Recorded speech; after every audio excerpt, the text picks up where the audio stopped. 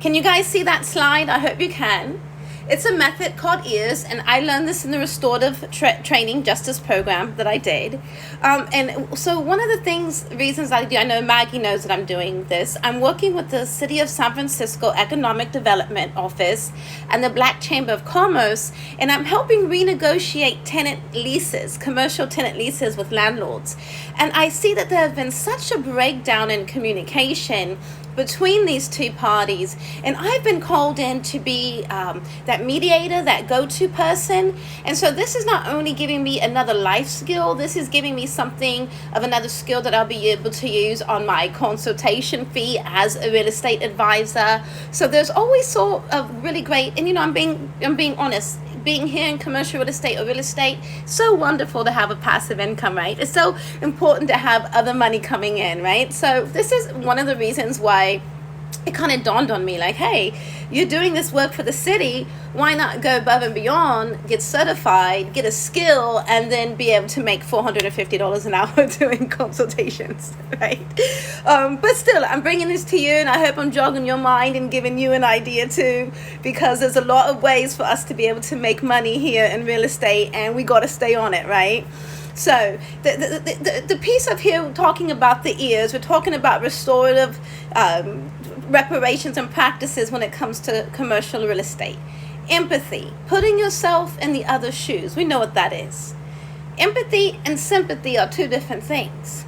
Active listening. So many times we have our clients that are telling us what they want, or what we didn't do right, or what paperwork wasn't there together. We just got to be active listening, and not listening, hearing, so we can get a response for them, right? Because this is a way to do it. And then you can reflect on what they're saying. Sometimes you can rephrase it. And then the end part is summarizing it, okay? So let me give you an example about that. So the empathy example could be, hey, I'm sorry that tenant didn't honor their leases. I understand it's been really tough for landlords in the pandemic as well. I definitely understand that. You're being empathetic. You're saying to them, okay, I know you're a landlord, and you're supposed to have all this money and all this wherewithal, because that's sometimes people think that's what landlords are. But a side note is that most landlords in America are small mom and pop businesses. They don't own, 10 to 15, 20 to 30 buildings. And a lot of that time, the only income they have are those buildings. So we have to get away from the misconception that all landlords are wealthy, right?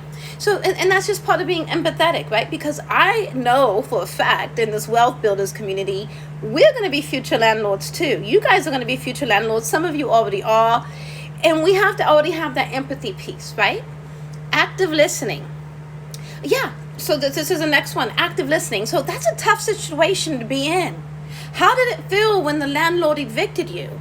I'm sure, how did that impact you? And so that was more for your opportunity to active listening. And they can say, well, it impacted me. I wasn't able to, my orders stopped. I wasn't able to make them. My clients were mad. I've lost all these clients. I don't have a place to conduct my business on. And just listen. And then reflect on what they're saying. Let me go to the next slide too, because the reflecting part is really wonderful. Reflecting. You felt impacted by the loss of business and revenue, which affected areas in your life. So that's how you reflect to them, because through your active listening, through your empathy. And then the last but not least, you can summarize. Okay, so you were harmed by non-payment. You are harmed by not able to conduct your business. It's affected other areas of your life, and you feel harmed. Do I have that right? Do I have that correct? And you always want to sort of ask them that. And this, like I said, you can use this technique when dealing with other brokers, other agents, your broker, right? Your principals, the investors you're talking to. Everyone sort of have got their own thing going on. But through using these example of EARS, we stay in control because we don't get angry. We don't get upset. We know that we are going to have closure, even if we don't have closure. The point of this is to understand what the other agent, the other broker, the landlord is going through, the tenant.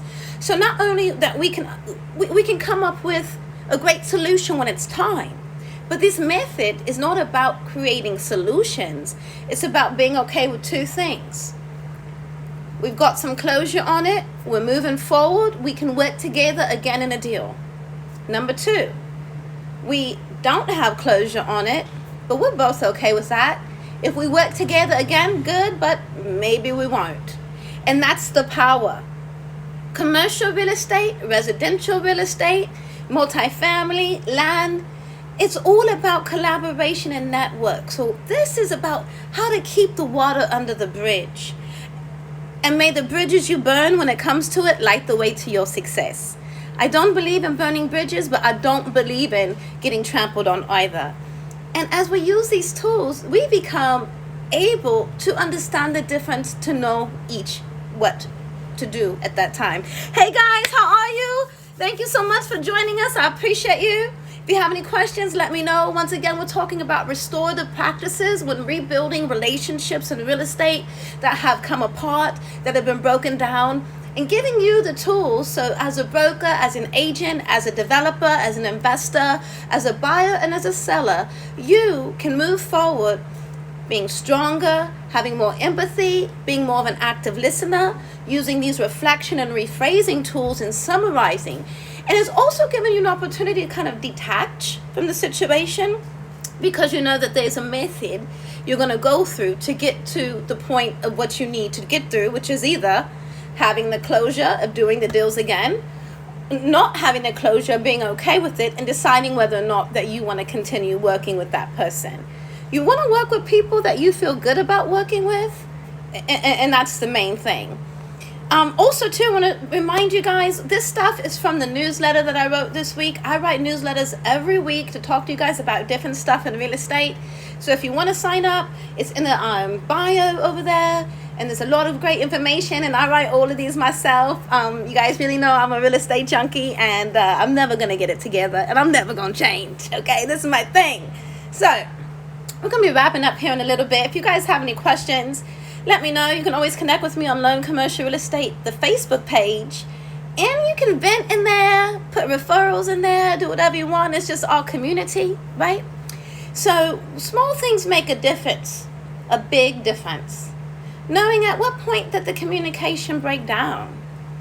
What caused the communication to break down? Was it a financial? Was it an emotional? And I know, let me stop here for 1 second and give you guys a good example. Let me take a little sip of my drink. The landlord and tenant relationship is so stressed out right now. I have had, and you guys know this in residential too, how many times have you guys had a tenant leave the space, leave the residential space, leave the commercial space like a thief in the night, possibly destroying property, not paying, okay? How many times have you guys heard of landlords still pushing the eviction, still even during the moratorium, evicting commercial businesses, evicting residential people, putting them out on the street, taking their stuff, locking it up, suing the sheriff? The relationships over the past year have been harmed. They've been shattered. And guess what, guys? As people who understand these practices, like I was telling the people before, this is a wonderful opportunity for me to learn these skills, because I'm doing work with the Black Chamber of Commerce and the Economic Office of Development, renegotiating leases. So these are giving me skills, but then also it's giving me an opportunity to work as a consultant, as I am for the city. And I want you guys to take this to your stuff too. Take this. What's up? I know we got Henderson in here. What's up, brother? We got Gwen in here. Take these to your local economic office and Black Chamber of Commerce. Take something that I'm telling you and make it work for you, and say, hey, I have this skill. And we could do a circle. We could talk. I could teach you everything I'm learning.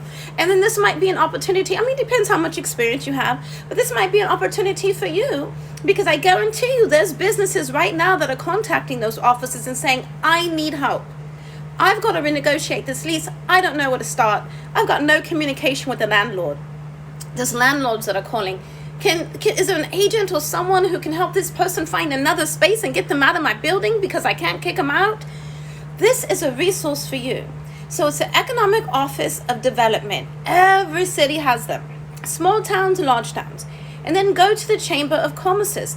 But the Economic Office of Development is the resource. Don't take no for an answer. Let me give you a little bit of a hint. You're not going there to seek referrals. You don't want referrals there. One second. I have a carbonated and raspberry and lemon drink here. So you're not coming in as a referral when you connect with them. You connect with them like this. Hey, I'm a commercial real estate agent here in the city. Been here for a long time, and I have a heart for the community. I'm pretty sure there's some businesses and landlords that are seeking some advice on how to help renegotiate the lease or finding other business spaces. I know the market really well, and I'd like to offer myself as a bridge for them to come over and feel again a part of the community and help restore these relationships. I understand the differences of residential and commercial, because you'll have a lot of sometimes realtors are going to hear this and then they're going to be calling. Let them know. I understand the difference between residential and commercial. I understand what it means to get someone into a business space. I understand the permitting. I am a resource. I know my market, because you're going to know your market before you call them. I know my market. I understand my market. I am here as a resource. I guarantee you they are going to want to take your name and number and put you in contact with a bunch of people. So many of my students have tried this.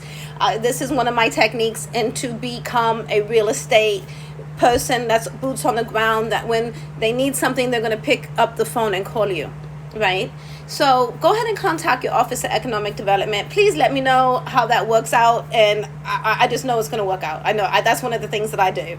No matter what city I go into, like I'm in Los Angeles and I'm in Camarillo, I'm not going to be doing any work back here, but I contacted them and let them know, hey, I'm available. If you have some businesses that you need me to help facilitate or talk to them, I've already gotten 2 calls. So I can choose to charge that business, a couple $100 an hour, or, $65, or give them a thing. But that's my business, what I'm bringing on as a broker. So that's another thing that I'm coming up with, besides actually finding them a space and then getting the commission from doing so. So in this real estate game, there's a lot of ways to make money. Stick with me, and I'm going to be showing you, because I had to get so creative and how to make it, right? So let's get back to this, guys. Restorative practices. Different point of view. When your client seems angry or off-putting, they may have had a negative experience with a broker. They may have had a broker or a buyer or a seller or someone come and try to do something that will cause them harm. I'll give you an example. There is a nice family in Oakland. They own a very large historic building. It's about 27,000 square feet. And I worked with her for a long time, bringing her tenants to the building to see if it would be a possible opportunity. But she's straight with me. She's like, I'm never going to sign an exclusive listing, an agency agreement with you to help to bring tenants, because my mom was screwed over and my mom won't allow it. So there's always a reason behind, through active listening and asking questions and rephrasing and summarizing. You can say, hey, did I get that right? Is what I'm hearing? Okay, and then from there, then you know how to move. But there's always a story behind it, and through having that empathy, you'll be able to understand and know more. I'm going to move on to the next slide. You guys, I hope you're getting some good stuff over there, because I love talking about it. So, the different point of view. Don't let this stop you from being great.